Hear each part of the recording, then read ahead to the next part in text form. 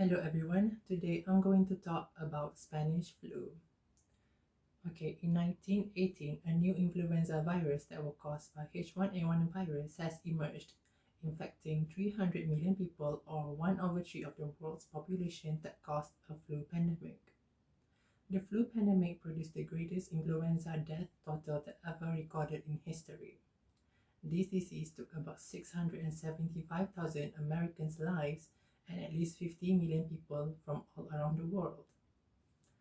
The number of US soldiers that died from this 1918 flu pandemic are more than the ones who were killed during World War I in 1918. 40% of the US Navy was hit with the flu, while 36% of the Army became ill, and troops moving around the world in crowded ships and trains helped to spread the killer virus. So, the first wave of the 1918 flu pandemic occurred in the spring and was generally mild. The sick, who experienced some typical flu symptoms such as chills, fever, and fatigue. These symptoms usually recovered after several days and the number of deaths were very low. However, in the fall of the same year, a second and highly contagious wave of influenza had appeared. The victims died within hours or days of some developing symptoms. For example, their skin turning blue and the lungs were filled with liquid that caused them to suffocate. Researchers does not have a clear answer from where exactly this particular strain of influenza came from. There are many theories saying that it came from France, China, Britain, and America. However, the first known case was firstly reported at Camp Funston in Fort Riley, Kansas on March 11, 1918. Some believe infected soldiers spread the disease to other military camps across the country, then brought it overseas. In March 1918, 84,000 American soldiers headed across the Atlantic and were followed by 118,000 more the following month. The reason why it is called a Spanish flu is because Spain was hit hard by the disease and was not subject to wartime news blackouts that affected other European countries.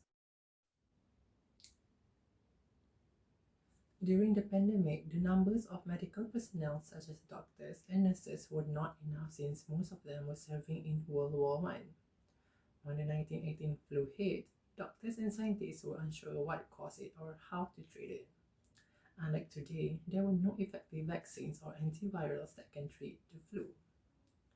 Additionally, hospitals in some areas were so overloaded with flu patients that schools, private homes, and other buildings had to be converted into makeshift hospitals, some of which were staffed by medical students. Officials in some communities imposed quarantines, ordering citizens to wear masks and shut down public places, including schools, churches, and theaters. People were advised to avoid shaking hands and to stay indoors. Libraries put a halt on lending books, and regulations were passed banning speeding. According to the New York Times, during the pandemic, Boy Scouts in New York City approached people that they see spitting on the streets and gave them cards that read, "You are in the violation of the sanitary code." By the summer of 1919, the flu pandemic came to an end, as those that were infected either died or developed immunity. Almost 90 years later, in 2008, researchers announced that they did discover what made the 1918 flu so deadly. A group of three genes enabled the virus to weaken a victim's bronchial tubes and lungs and clear the way for bacterial pneumonia. Since 1918, there have been several other influenza pandemics, although none as deadly as Spanish flu. A flu pandemic from 1957 to 1958 killed around 2 million people worldwide, including some 70,000 people in the United States.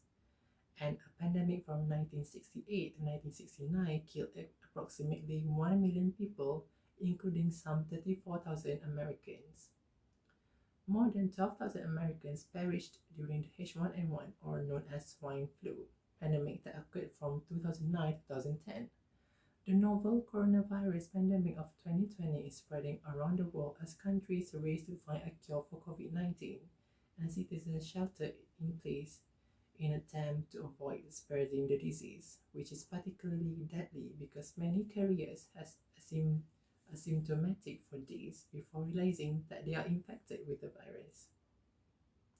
Each of these modern day pandemics bring renewed interest in and attention to the Spanish flu or forgotten pandemic, so named because its spread was overshadowed by the deadliness of World War One and covered up by news blackouts and poor record keeping. And that is all from me. Thank you.